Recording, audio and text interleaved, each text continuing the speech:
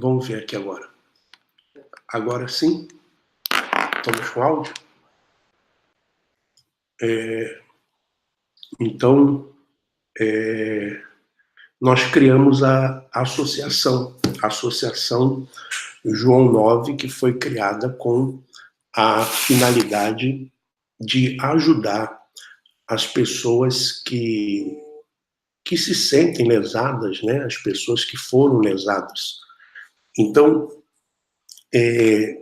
nós decidimos também que já nessas eleições, nós iríamos apoiar candidatos a deputado federal nos estados, aqueles que se comprometessem em apoiar a pauta da associação.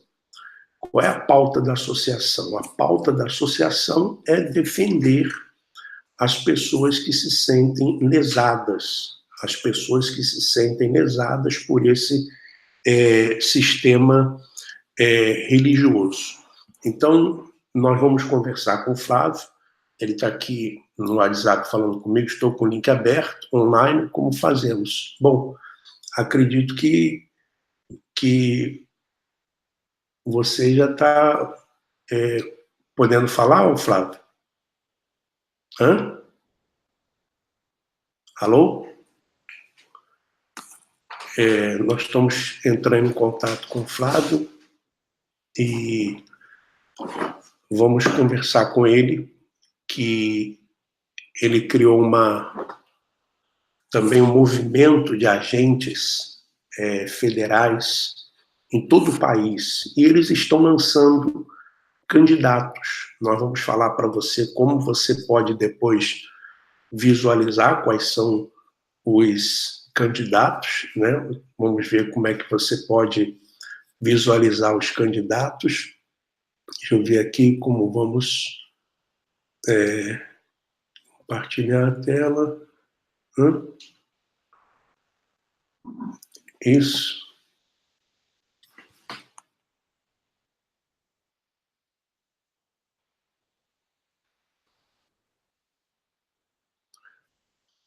Enquanto é isso, você, por favor, convida aí outras pessoas também para participarem, né? Para que elas entrem aí no ao vivo. Vamos fazer o seguinte, deixa eu ligar para ele aqui no WhatsApp. Ele está aqui no WhatsApp.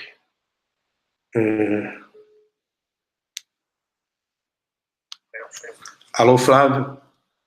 Isso. Tudo bem? Tudo bem. Nós estamos aqui me ouvindo já. E as pessoas já estão também me ouvindo. Não temos a imagem, mas temos o som. E eu estava falando aqui que você teve em contato com o doutor Ricardo Marins, que falou para você a respeito da pauta da associação, né? Sim. E que nós, da associação, estamos decididos a apoiar esse movimento aí dos agentes federais. E eu queria que você falasse um pouco desse movimento, falasse um pouco também da sua pessoa, para que os nossos internautas pudessem conhecer um pouco do Flávio, também desse movimento que está sendo feito no Brasil inteiro pelos agentes federais. Perfeito.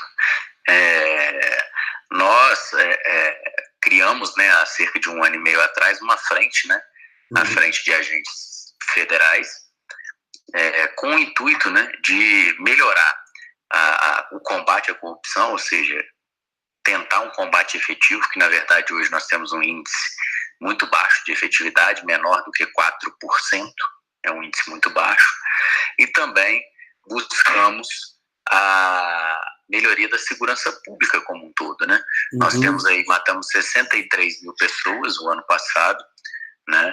Dessas 63 mil pessoas assassinadas, apenas 2% desse montante, ou seja, só aqueles, basicamente aqueles que resultantes de flagrante ou de confissão, né? Os demais não conseguiram ser resolvidos. Então a gente tem um índice muito baixo de efetividade e a gente precisa trazer bons exemplos em segurança pública dos outros países para o nosso Brasil, né?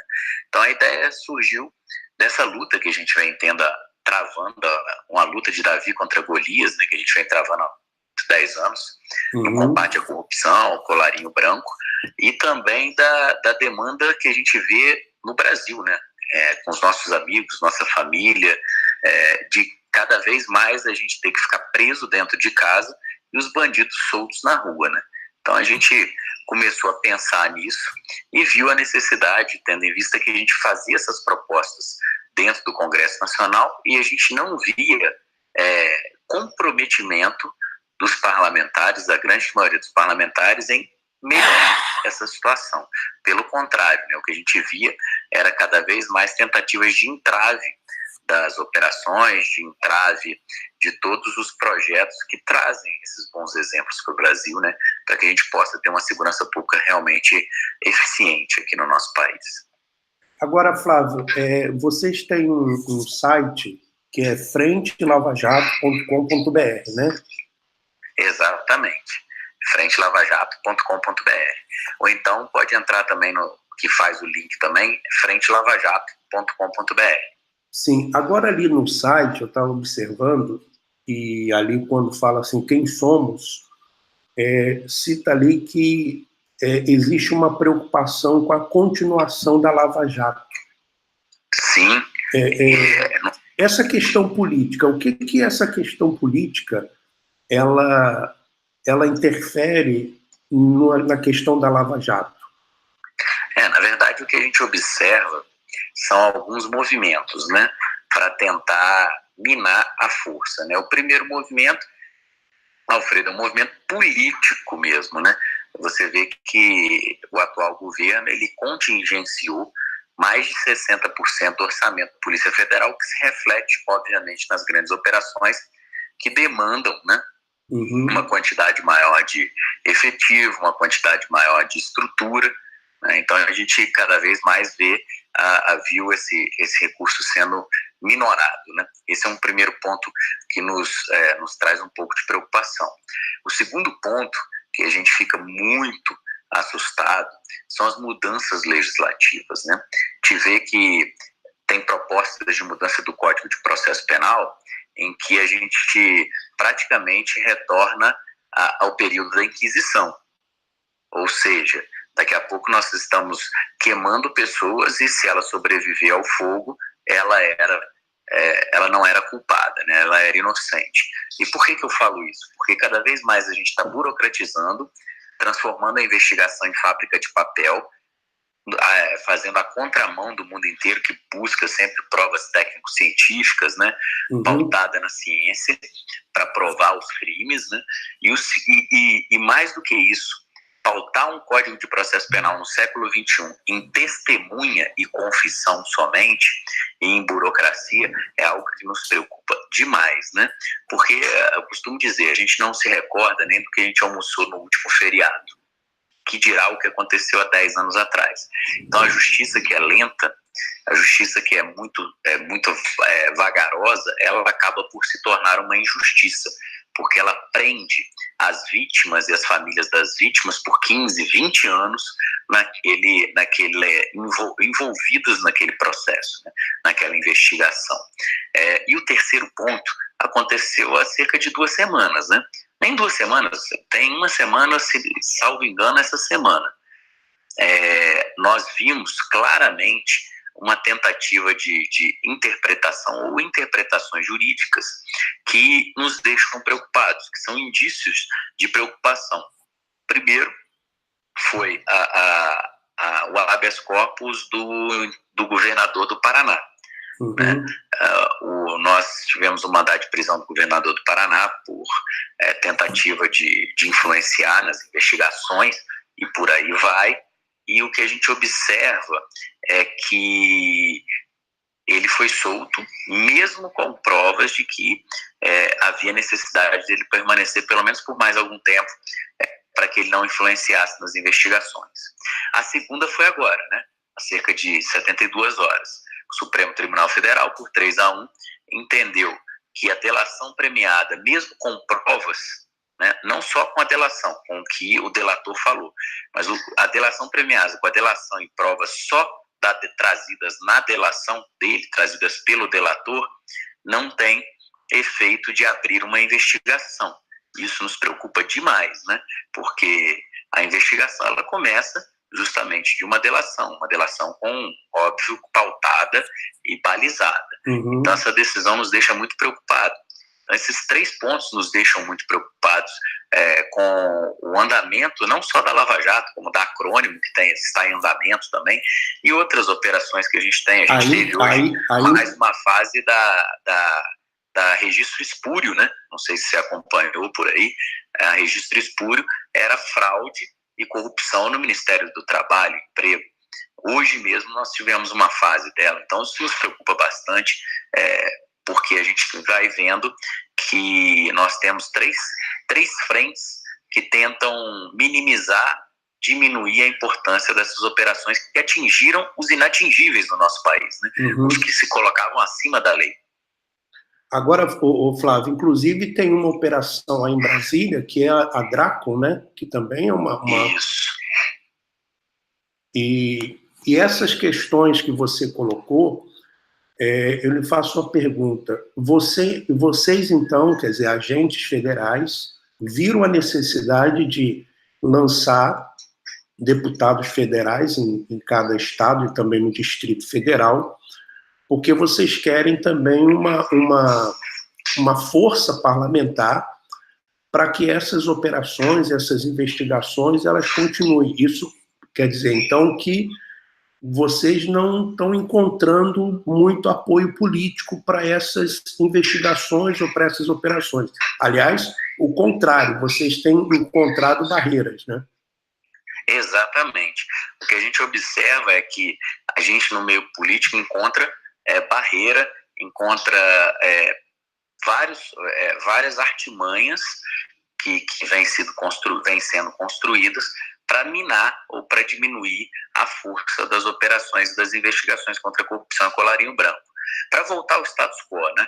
A gente teve um mensalão, que eu acho que foi o start, né, o início dessas operações, né, dessas grandes operações, a primeira que atingiu aí os acima da lei, e a partir do mensalão a gente teve várias outras operações, né? E essas outras operações, algumas foram anuladas na justiça. A gente teve um revés grande, por exemplo, na Operação Vampiro, Jaleco Branco e várias outras, que a gente entendeu que a interpretação jurídica foi uma interpretação muito agressiva com as investigações, assim dizendo, poderia ser muito mais pró-sociedade do que pró-investigados, né, corruptos, porque ali tinham provas evidentes e acabaram sendo anuladas por detalhes técnicos processuais, né, e não por provas. E a gente vê que a gente evoluiu, a gente entendeu o recado, evoluiu e começou a fazer as investigações com o protocolo necessário que estava sendo exigido pelos tribunais superiores. Só que aí o que a gente observa é que, primeiro, dentro das nossas casas legislativas há vamos dizer assim, uma tentativa, né, de que as operações elas sejam enfraquecidas por meio de alterações no Código de Processo Penal, exigências de burocracia a mais e outros pontos. E ainda dentro do judiciário a gente observa que a interpretação ela é vacilante, né? Ela quando é contra determinada pessoa, ela acaba sendo muito mais benéfica do que quando ela tá investigando pessoas que não têm esse poder político nas mãos. Então isso nos preocupa demais, né? A lei não é a mesma para todos. Aliás, por isso que numa das falas do juiz Sérgio Moro, ele cita o apoio popular para essas investigações e para essas prisões elas avançarem, porque sem o apoio popular é difícil que isso aconteça, né? Verdade. O que a gente observa é que o apoio popular ele se torna imprescindível até nessa eleição também, para que a gente mude o status quo. A gente observa que existe um discurso grande de mudança, né? De renovação, mas o que a gente vê nas pesquisas, né, infelizmente não é isso. Sim. A gente não vê nas pesquisas para deputado federal e senador uma mudança muito grande nos quadros que estão aí apresentados no nosso país, né? Então a gente acha bem complicada essa situação, né? E a gente espera que a população, pelo menos nos últimos 3, 4 dias, pesquise, né? Vou dar o exemplo daqui do Distrito Federal. Aqui no Distrito Federal, muito provavelmente 5 das 8 vagas destinadas a deputados federais podem cair na mão de pessoas investigadas ou parentes de pessoas investigadas. Então é uma coisa bem complicada, né? Porque não é renovar você colocar um parente de uma pessoa que está sendo claramente investigada, respondendo por desvios de verba pública, desvios de dinheiro do estádio, que foi um absurdo esse estádio aqui de Brasília, custa 2 bilhões de reais, o nosso elefante branco aqui de Brasília, e outros problemas que nós temos aí de investigações. Como você bem citou, a Dracon é um exemplo aqui de investigação aqui dentro da Assembleia Legislativa do Distrito Federal, né, da Câmara, e tem vários parlamentares envolvidos nessa investigação. E agora uma situação, Flávio, nessa questão da corrupção, você vê que realmente esses políticos eles não têm nenhum escrúpulo. Na questão da Operação Dracon, eles estavam desviando e recebendo propinas se eu não me engano, mas é isso que eu li, tomei conhecimento, de UTIs, né, de empresas que forneciam UTIs para o Distrito Federal e também em questão das escolas, da reforma das escolas. Quer dizer, coisas que são, assim, prioridades para a população, e esses políticos realmente eles não têm nenhum escrúpulo em roubar de merenda, roubar de UTI, de ambulância, essas coisas que são fundamentais para a sociedade. Agora, o Flávio, muitas pessoas me perguntaram, quando nós manifestamos o apoio ao seu movimento e falamos que vamos votar em vocês, me perguntaram sobre a questão de coligação, de partido. Existe um partido? Como é que podemos explicar isso para as pessoas que estão nos acompanhando?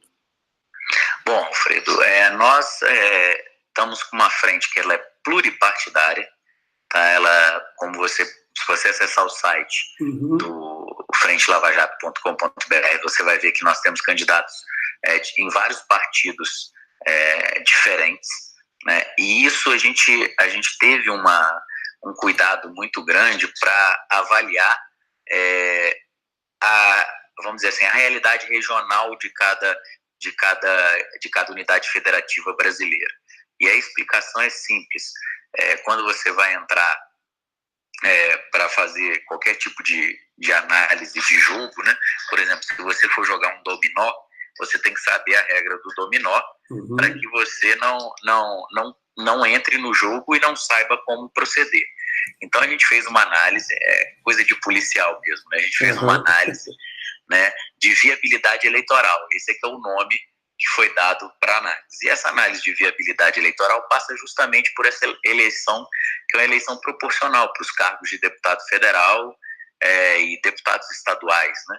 E esse voto proporcional, ele é muito injusto, né? Então você tem que saber como trabalhar. Então, às vezes, você está votando, Alfredo, uma pessoa que é uma pessoa muito boa, né? Mas você está elegendo uma pessoa que está investigada, que já foi presa 3 vezes pela Polícia Federal. E esse caso é um caso específico que eu estou dizendo de uma coligação aqui do Distrito Federal. Tem pessoas excelentes na coligação, mas quem vai ser eleito vai ser um cara que já foi 3 vezes levado à prisão pelos policiais federais. Então a gente tem que tomar muito cuidado com as coligações, e a gente fez essa análise. Foi uma análise bem pragmática de viabilidade eleitoral, porque a nossa, vamos dizer assim, a nossa intenção e as nossas propostas, né, são propostas que estão bem colocadas, bem claras, né, e todos tiveram que assinar um termo de compromisso, independente do partido pelo qual eles optaram nessa análise de viabilidade eleitoral. Então isso para a gente foi muito importante, porque a gente conseguiu traçar um objetivo, uma meta. Todos estão compromissados com aquelas propostas apresentadas, ou seja, combate à corrupção.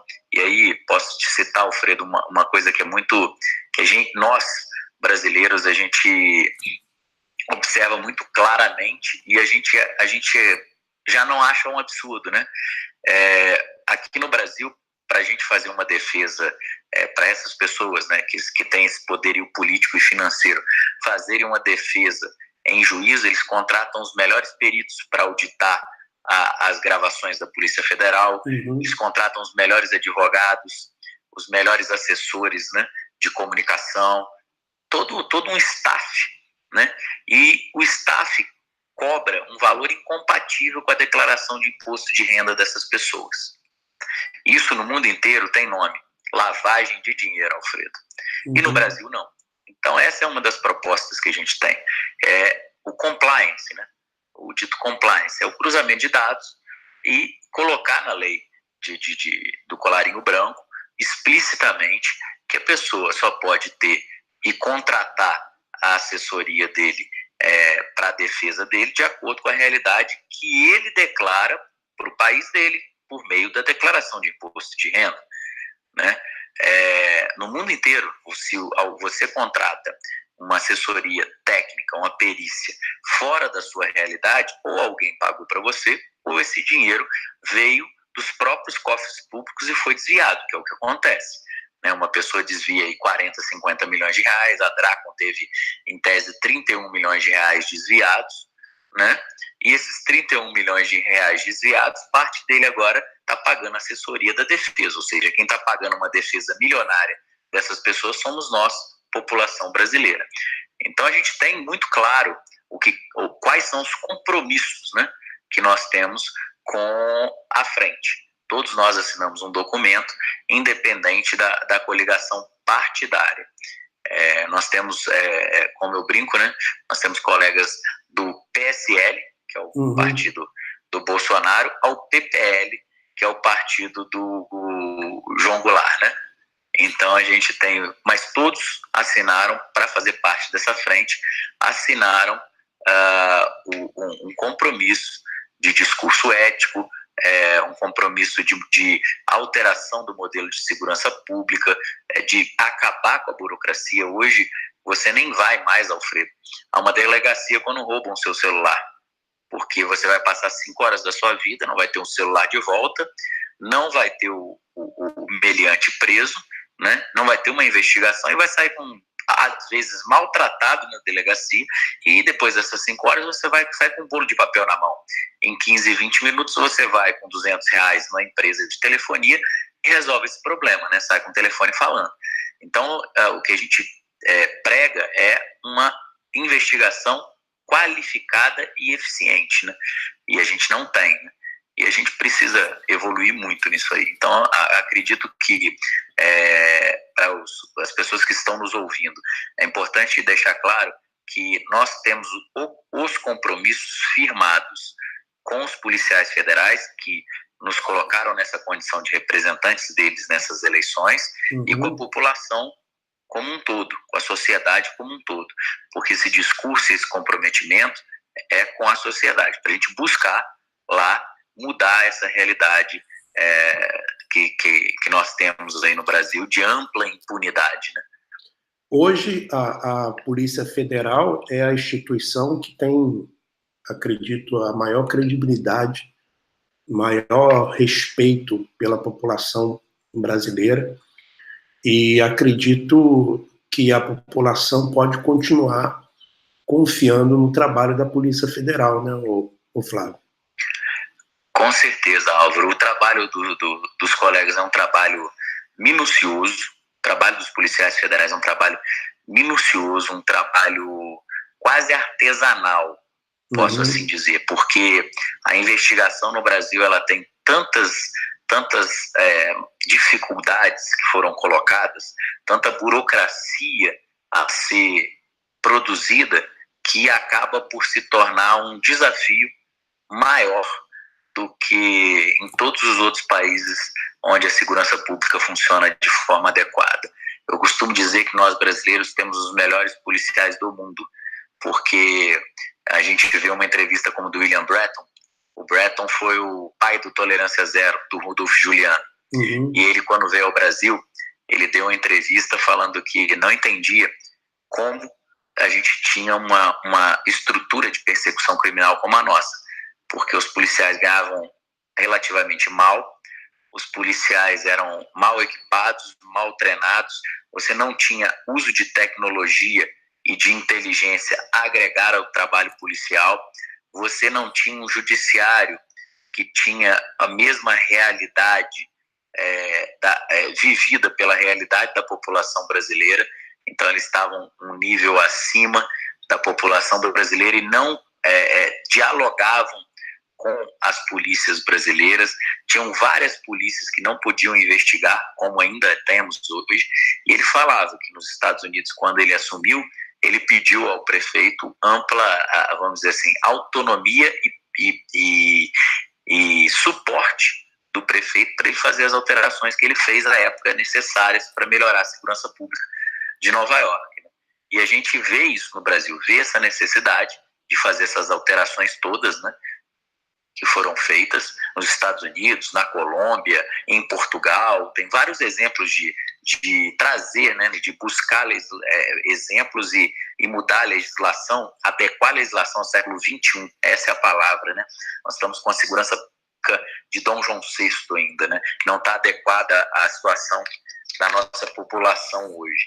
Então a gente busca, né, esse comprometimento mesmo, essa situação da gente conseguir evoluir, né, trazer isso para cá. O Breton falava muito, ele falou, eu não tenho como propor nada para o Brasil, que ele foi contratado, né, para fazer uma análise de segurança pública de uma determinada cidade do Nordeste brasileiro. Ele falou, eu não tenho como propor nada aqui, vocês não têm autonomia, vocês não têm estrutura, vocês não querem ter tecnologia, não querem agregar, não querem mudar, né?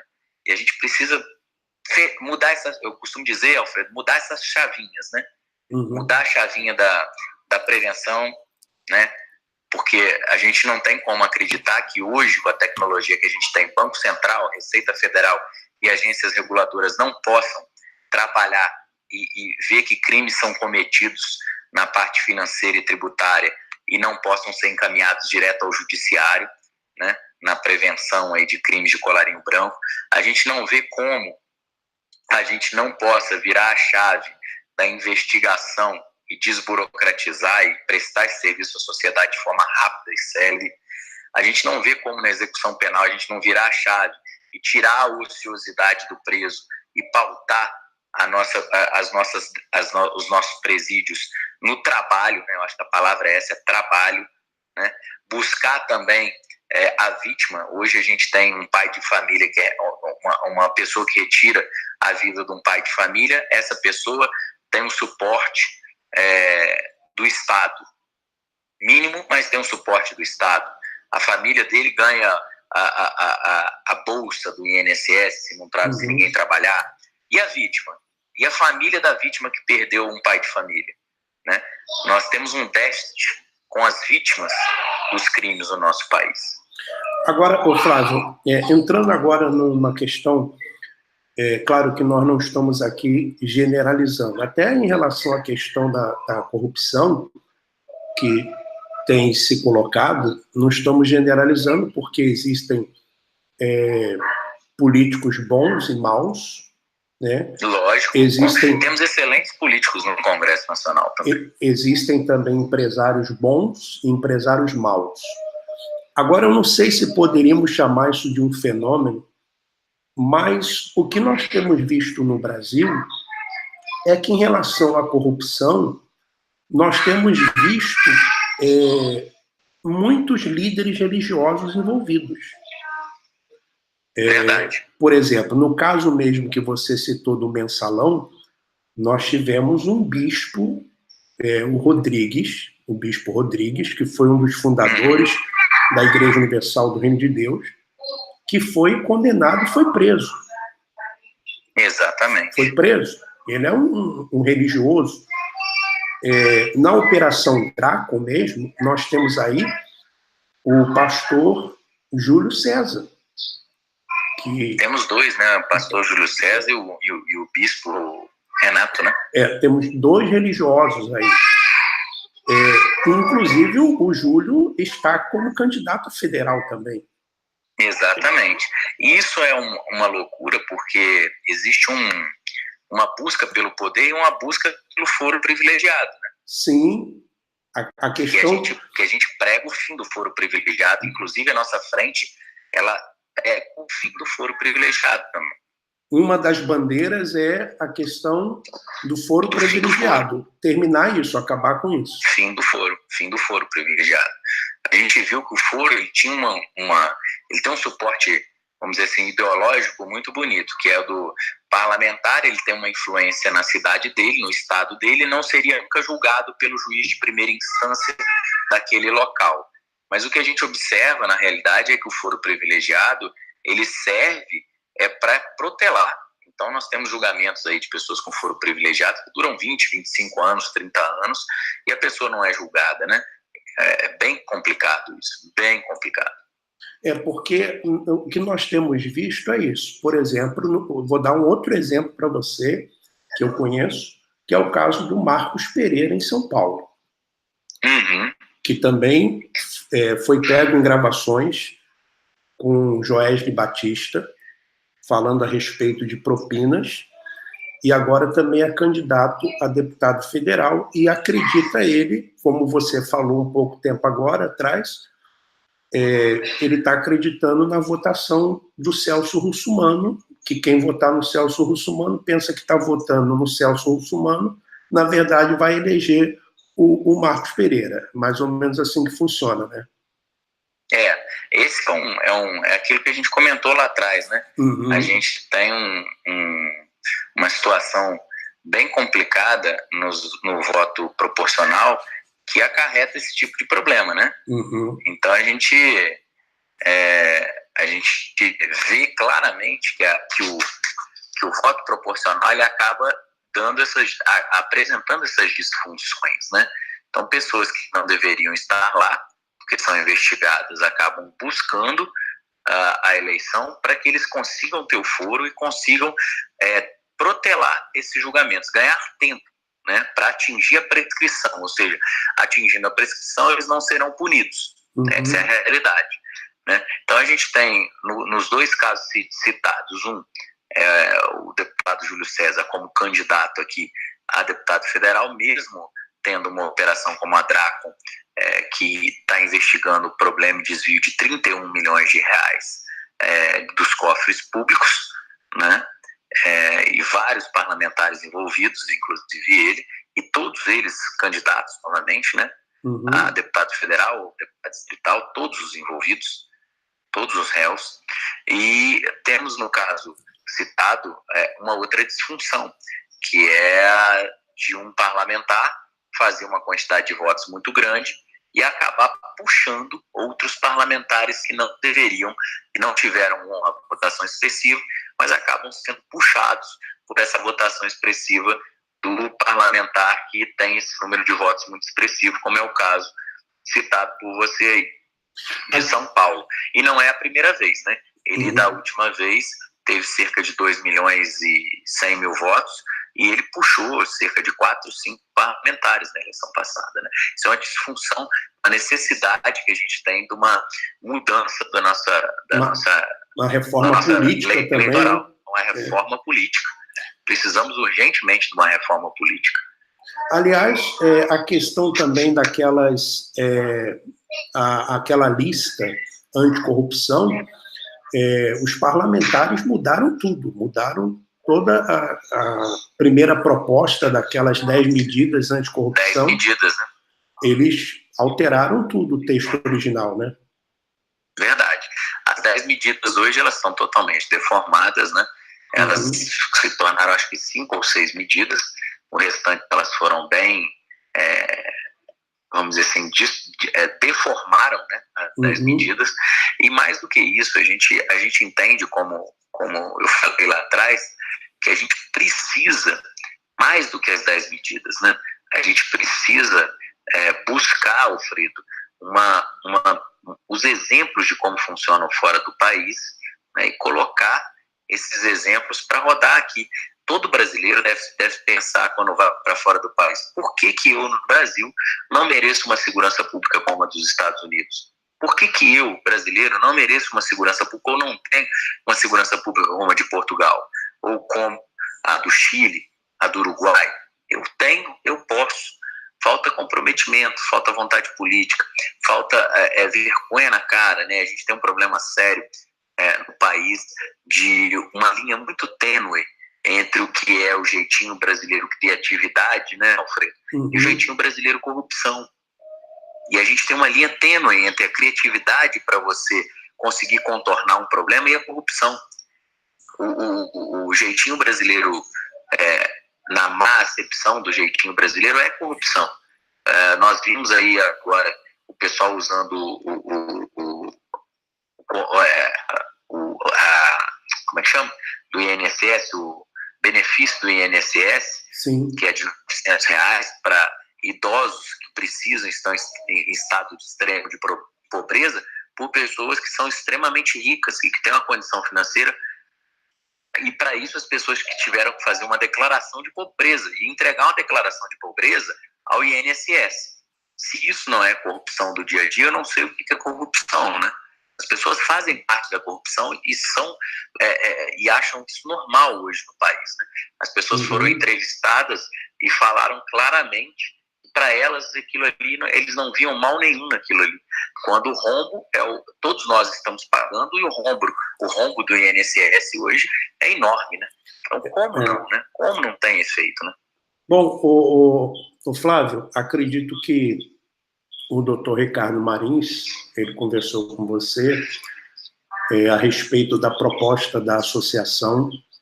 Nós temos vindo aí mais de 2 anos denunciando, através de redes sociais, do Facebook, através do YouTube, alguns desmandos de líderes religiosos.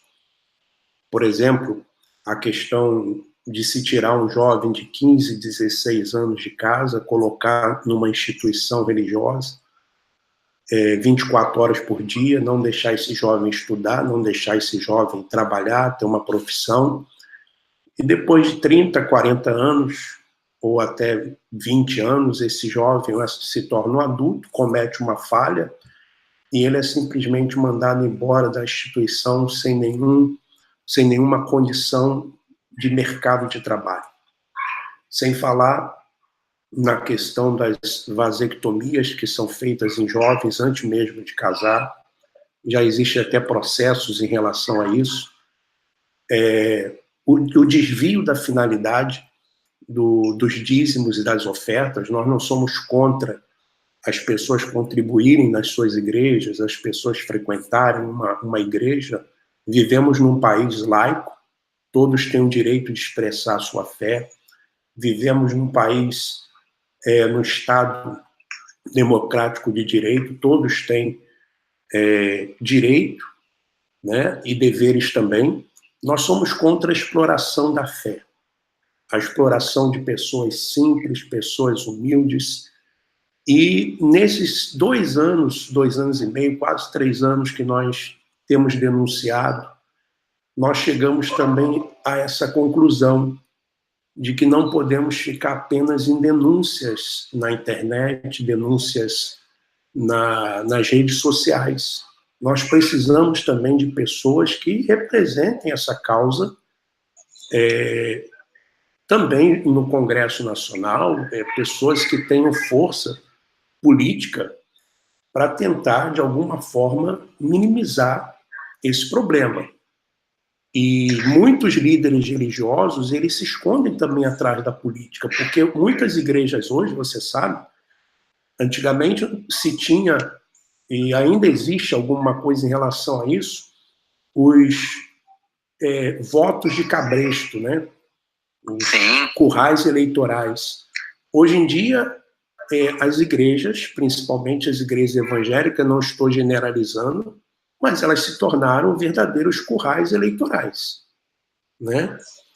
Então, existem essas questões que nós temos levantado essa bandeira, e acredito que essa bandeira é uma bandeira justa. Nós não estamos aqui, volto a repetir, generalizando, né? Nós somos contra os excessos, somos contra essa corrupção religiosa. E por isso, Flávio, você tem todo o nosso apoio, o seu pessoal tem todo o nosso apoio, o apoio da associação. Nós vamos trabalhar nas redes sociais para que os votos sejam dados a vocês, porque acreditamos que vocês realmente vão fazer um trabalho sério como a Polícia Federal já vem fazendo. E muitas pessoas têm me perguntado como que elas descobrem o número dos candidatos, como é que elas vão descobrir os números dos candidatos, porque cada estado tem um candidato, né? No caso, você é candidato a deputado federal em Brasília. Encaixa. Isso, pelo Distrito Federal. Uhum. E aí, no caso, o seu número é 3131. 3131. Duas vezes o DDT de Minas Gerais. E voto pelo Distrito Federal. 31. Mas, Bispo Alfredo, eu sugiro que todos que estejam nos acompanhando entrem no site, Frente de Agentes pf.com.br ou frentelavajato.com.br. Lá vai abrir o site, você tem lá o link candidatos, e aí você seleciona o estado, e aí você vai conseguir, pelo estado, visualizar o seu candidato por estado. Ou, se você quiser, você só baixa a tábua de rolagem na lateral direita, e aí você vai ter todos os estados, todos os candidatos por estado que foram aprovados pelos policiais federais. Quanto ao compromisso, combate à exploração da fé, você pode ter certeza que todos os policiais federais candidatos estão compromissados com esse combate à exploração da fé. Tudo que leva ao exagero, à corrupção e à exploração indevida do ser humano tem que ser combatido. Inclusive, a gente pode e vem analisando a possibilidade, inclusive, de uma inserção na nossa lei de colarinho branco, da quebra da pessoa jurídica das entidades religiosas que porventura estejam sendo investigadas em desvios de conduta, desvios de verba pública, lavagem de dinheiro. Então a gente pode trabalhar e tem como trabalhar algo nesse sentido também. Óbvio, a gente não está querendo, como você bem colocou, Bispo, a gente não está querendo generalizar de maneira alguma. A importância da religião para a família, ela é ímpar, né? Ela é insubstituível no Brasil e em qualquer lugar do mundo. Nós temos que ter princípios, e a família é base principiológica para que a gente possa ter uma sociedade mais justa, uma sociedade que funcione de maneira melhor. Mas, independente disso, a gente tem que ver que pessoas de má fé e com má índole existem em qualquer âmbito, em qualquer local. Inclusive na própria Polícia Federal, a gente corta na carne. Se vocês buscarem aí, a gente corta muito na carne. Então, a gente sempre preza e busca a melhoria disso aí. Para melhorar, a gente precisa combater essas más pessoas que não são, na verdade, pessoas de fé. São pessoas que estão se aproveitando da fé dos outros para oferir renda, para desviar dinheiro, para lavar dinheiro e outros crimes ou atos não menos gravosos que podem ser, como citado pelo senhor, a obrigação de vasectomizar, a obrigação de assinar documentos. Isso não pode existir dentro de uma instituição que prega o amor, prega a fé, prega qualquer,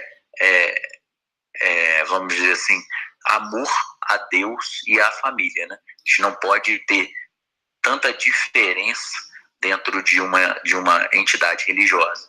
Acho que a nossa fé é maior do que as igrejas, né? Do que as igrejas. As igrejas são o nosso caminho para a gente chegar a Deus, né? A gente precisa muito fazer essa diferença e pode contar conosco, policiais federais. Então, gente, pedir a oportunidade de novo, agradecer a oportunidade, Bispo Alfredo, e lembrar para as pessoas novamente, o site é frentedeagentespf.com.br ou frentelavajato.com.br. Lá você vai ter o nome de todos os policiais federais, com o número deles, e se quiserem, nós estamos à disposição para colocar todos vocês em contato com os nossos indicados para fazer parte da nossa Câmara Federal. Inclusive, é uma coisa também que as pessoas às vezes confundem, perguntam. Por exemplo, só pode votar no Flávio Werneck quem tem o seu título no Distrito Federal. né? Exatamente. Se a pessoa é de São Paulo, ela tem que procurar lá no site o candidato de São Paulo, né? Exatamente isso. O que ela pode fazer é, por exemplo, se ela mora em São Paulo, mas ela tem amigos no Distrito Federal, ou família no Distrito Federal, aí ela pode indicar o Flávio lá no Distrito Federal. Ela pode fazer isso, indicar os seus familiares, os seus amigos que moram e votam no Distrito Federal. Só para a gente aqui terminar, eu queria dar um exemplo para você, o Flávio. Existe um caso de um casal, não sei se você já ouviu falar, é o seu Carlos Terra e a Marion Terra. O filho desse casal, com 14 anos, foi para uma igreja na Bahia. E o que aconteceu? Ele viu alguns pastores tendo relações. E o que fizeram com esse rapaz? Amordaçaram ele e queimaram o rapaz vivo. Rapaz de 14 anos. Que absurdo, bispo. E essa família, ela tem lutado, isso aconteceu em 2001, ela tem lutado há 17 anos.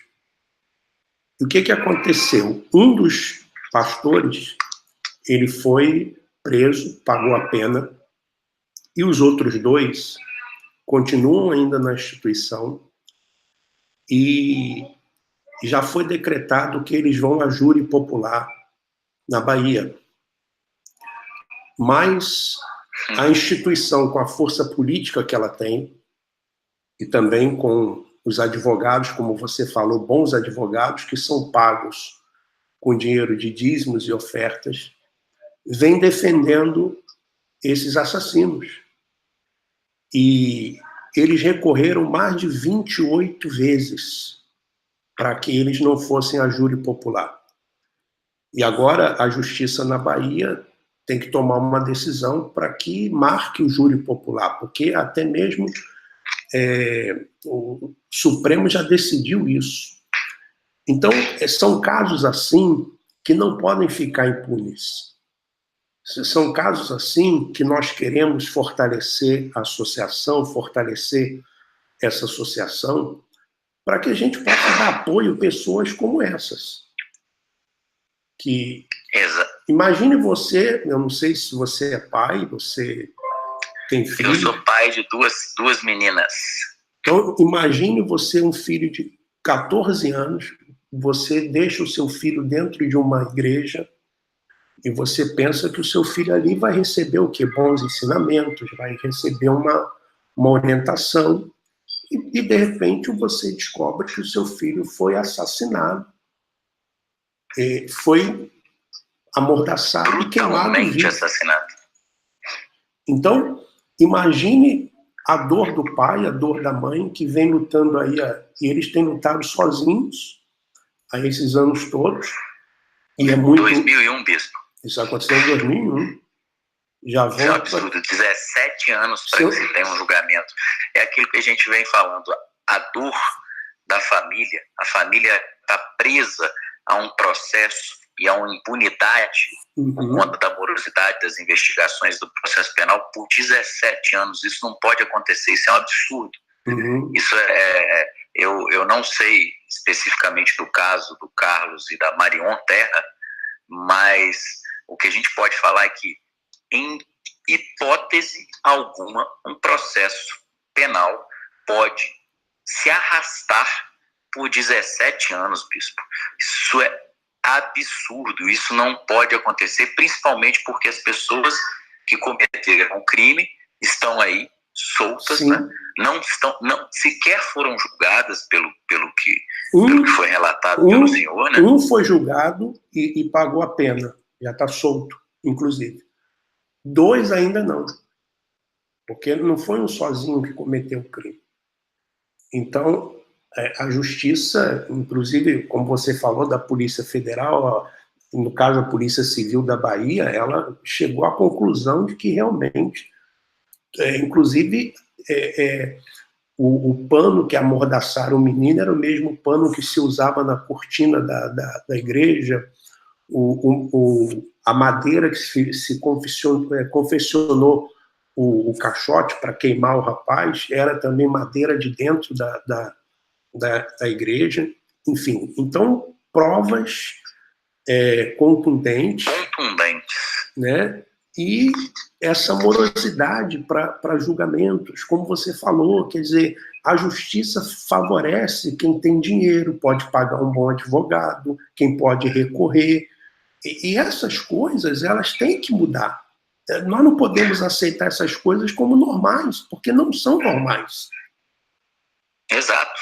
Isso não é normal. O brasileiro ele tem que entender que isso não é normal. Isso é o cúmulo do absurdo. Alguém poder recorrer 28 vezes num processo penal em específico não é normal. É totalmente fora do padrão do mundo inteiro, né? Isso não é ampla defesa. Isso é tentar atingir a prescrição e ficar impune. Uhum. Então existe uma diferença muito clara e que não é sequer discutida no Brasil. Se discute ampla defesa como se ampla defesa fosse algo que você pode usar indiscriminadamente. Então, se você tiver dinheiro para pagar os advogados, você pode entrar com tantos recursos quantos você queira.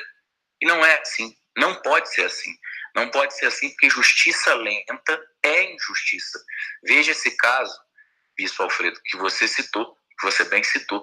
17 anos a família luta e fica presa com aquele sentimento de impunidade e depois as pessoas acabam, num momento de desespero, voltando para a autotutela. O que é autotutela? A pessoa está totalmente desacreditada no sistema, no governo brasileiro, e elas começam a fazer a justiça, entre aspas, porque não é justiça, mas o dito justiça com as próprias mãos, que é a autotutela. Então, o Estado brasileiro, ele começa a perder a legitimidade. Ninguém mais reconhece aquele Estado como algo que possa substituir a sua vingança e a sua justiça. Aliás, que a gente tem que tomar... Não é o principal motivo, mas podemos colocar isso também como um dos motivos da violência no país.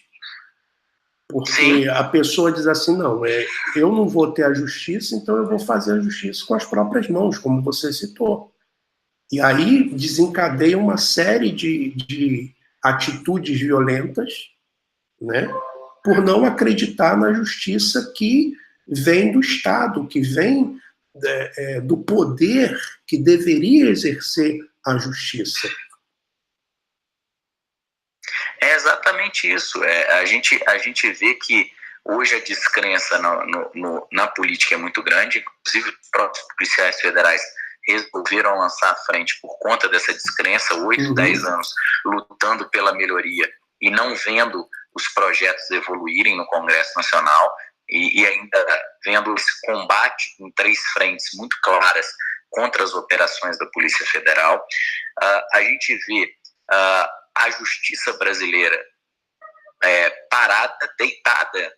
Vamos citar aqui o nosso hino, o nosso lindo hino nacional, mas deitada em berço esplêndido, sem reagir, né? A justiça brasileira não reage, é extremamente leniente e morosa, e uma execução penal que virou, com perdão da palavra, Bispo Alfredo, mas virou RH de organização criminosa no Brasil, né? Virou recursos humanos de organização criminosa. 14 das 27 unidades federativas do Brasil, pelo menos 14, quando a pessoa é encaminhada ao sistema prisional, a primeira pergunta que é feita é se essa pessoa ela faz parte ou não de uma organização criminosa A ou B, para que se coloque ele na ala A ou na ala B. Isso é um absurdo, é o reconhecimento tácito do Estado de que existe uma organização criminosa que funciona e manda dentro dos presídios. Isso não pode acontecer num Estado brasileiro. Pena da gente chegar daqui a 5, 10 anos a índices de violência comparáveis aos índices de violência da Colômbia da década de 80. Nós não podemos, e aliás, né, para terminar a frase, Nós não queremos, né, e não podemos conceber o Brasil com um Pablo Escobar. Nós teremos 15, 20 Pablos Escobares, né? E aí a luta será muito mais difícil para nós brasileiros. Bom, e com isso eu chamo a atenção de todos os internautas, de todas as pessoas que têm acompanhado esse vídeo, para que você reflita realmente em quem você vai votar. Talvez você não tinha opções para deputado federal, para deputado estadual, você não tinha opções, mas agora você tem. Então você tem opções, basta você, que é do Distrito Federal, no dia das eleições, você, para deputado federal, 31 e 31, Flávio Werneck. E no seu estado, você, por exemplo, que é da Bahia, você que é, por exemplo, do Rio de Janeiro, você que é do Ceará, enfim, qualquer estado do Brasil, você entra no site frentelavajato.com.br e lá você vai encontrar qual é o candidato do seu estado, lá do seu estado. Aí você pega e vote nesse candidato da frentelavajato.com.br, que são os agentes federais que têm aí essa proposta de lutar contra a corrupção, essas propostas que foram colocadas aí pelo Flávio Werneck, e também esse apoio que ele está dando e que os agentes estão dando à Associação João 9. Quero agradecer ao Flávio pela sua participação aqui, e eu tenho certeza que nós vamos juntos, vamos conseguir colocá-lo lá no Congresso Nacional, junto com outros colegas também de profissão, e eu tenho certeza que a luta só está começando, mas ela vai trazer grandes resultados. Um grande abraço para você. Um grande abraço, Bispo Alfredo, um grande abraço a todos que nos acompanharam. Tenho certeza absoluta que a vitória será dos bons, que nós temos que nos levantar contra os maus e começar a lutar, a nos colocar à disposição dos nossos amigos, dos nossos familiares, da sociedade brasileira, para que a gente possa mudar essa situação. E essa união da associação de vocês com a nossa busca e a nossa frente, ela é muito boa, e mais do que isso, ela une propósitos que são propósitos de melhoria para toda a sociedade brasileira. Pode contar conosco, estamos juntos contra a corrupção, contra a exploração da fé e a favor da melhoria da prestação de serviço de segurança pública para o povo brasileiro. Muito obrigado pela oportunidade. Estamos também à disposição aqui, Bispo Alfredo. Tá bom, um grande abraço, uma boa noite, tudo de bom para você e para a família, tá bom? Amém. Grande abraço. Bom, eu quero, então, aqui pedir a você que de Brasília, você de Brasília, nós já tivemos lá em Brasília, por 2 vezes aí em Brasília, temos muitos amigos aí em Brasília, muitas pessoas que nos conhecem em Brasília. Então, olha, vote no Flávio Werneck para deputado federal 3131, tá bom? Um forte abraço a todos, que Deus continue abençoando e vamos em frente.